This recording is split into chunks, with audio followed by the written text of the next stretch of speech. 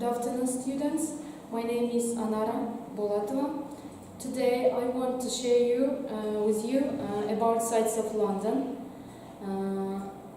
It's little wonder London is one of the world's top tourist destinations, attracting toward of 50 million visitors each year.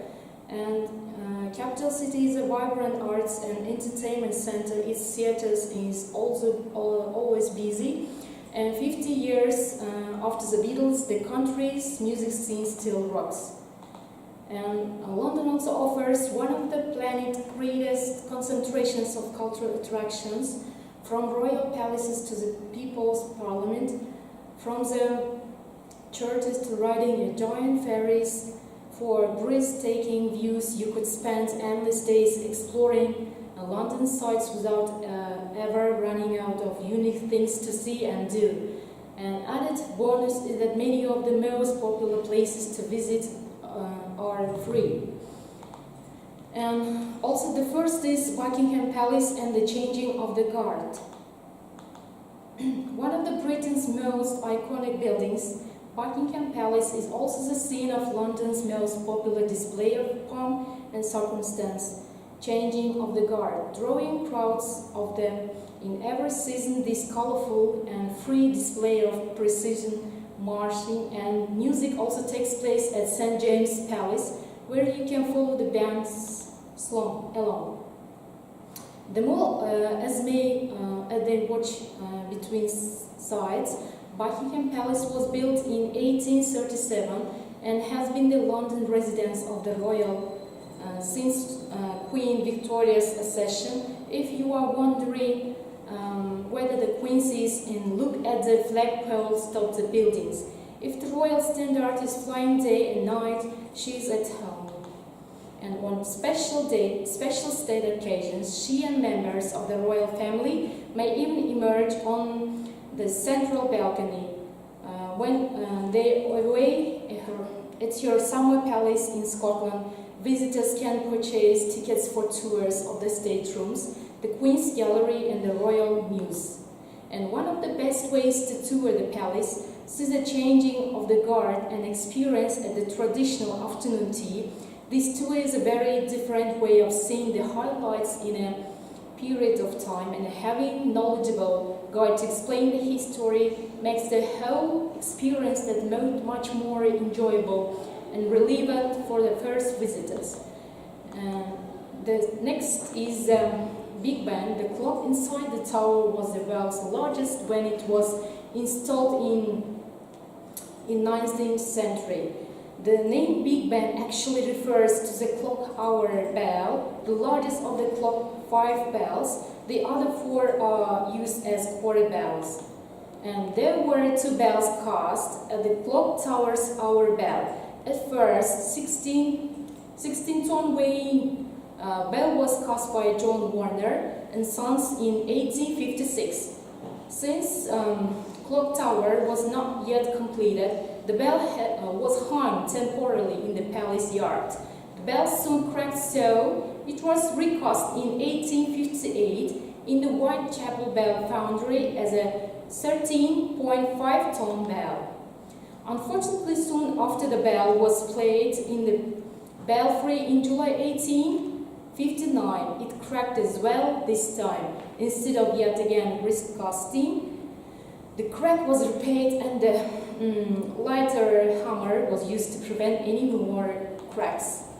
And the next one is Tower Bridge. Plans for the Tower Bridge were devised around 1876 when the east of London became extremely crowded and the Thames in that area of the city seemed a necessity. It would take another 8 years, a lot of discussions about the design before constructions of the bridge started. The bridge, designed by city architect Horace Jones in collaboration with John Wolfe Barry, would eventually be completed in 1894. 5 contractors and nearly 450 workers were involved. Construction of the 265-meter long bridge. It took 11,000 tons of steel to build the framework. At the time, many people disliked the Victorian Gothic design, but over the time, the bridge became one of the London's most famous symbols. And the next one is the Trafalgar Square. Trafalgar Square, the largest square in London, is often considered the heart of the city. Even since the Middle Ages, this area has been a central meeting place. In the middle of the square stands a tall column honoring Admiral Nelson.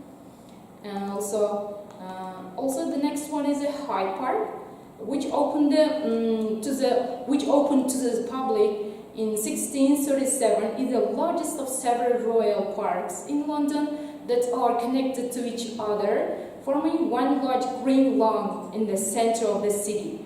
The park is famous for its Speaker's Corner. And the other parks are the neighboring Kensington Gardens, Green Park and St. James Park.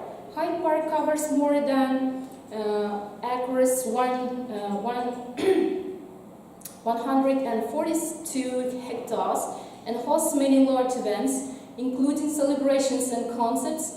It is also a popular place for jogging, swimming, rowing, picnicking, and even horse riding. And the next one is the most beautiful sights of London, is the London Eye. A modern but already very popular tourist attractions is the London Eye. Last observation wheel located in the Jubilee Gardens on the South Bank. The 135-meter tall structure was built as part of London Millennium celebrations. The structure was designed by the architectural firm of David Marks and Julia Barfoot, husband and wife.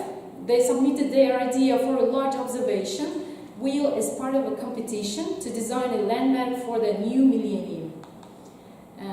The National Gallery, we know these sightseeings of London. The National Gallery is one of the London's most important museums.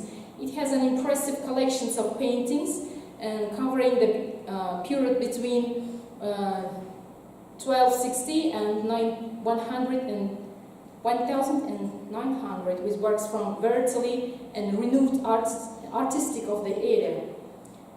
And at the beginning of the 19th century, King George IV realized that many European cities had opened impressive art museums to the public, such as the Louvre in Paris, the Vatican Museums in Rome, and the Uffizi in Florence.